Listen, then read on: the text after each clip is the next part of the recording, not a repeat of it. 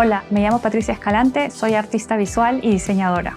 Me formé como artista plástica, sin embargo estuve dedicada por mucho tiempo a otra de mis pasiones, el diseño gráfico, trabajando en diversas empresas como Kersen y Unique Jambal.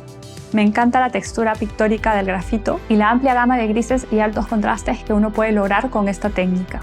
Me apasiona dibujar artistas, músicos y en general a personas que admiro y situarlos en espacios atemporales y llenos de añoranza. En mis retratos busco captar expresiones fuertes e íntimas y darles una interpretación propia con el aporte conceptual y pictórico de mis intervenciones digitales.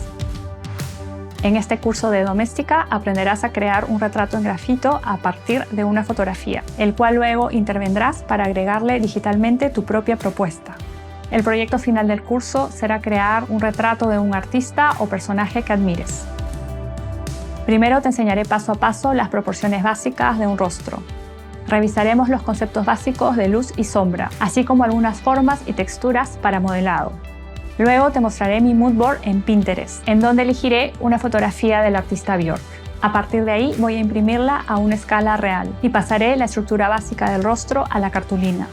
Después empezaré a dibujar y modelar en grafito el rostro, el cabello y el cuello. Una vez finalizado el dibujo, lo escanearé y pasaré a mostrarte algunas herramientas básicas de Photoshop.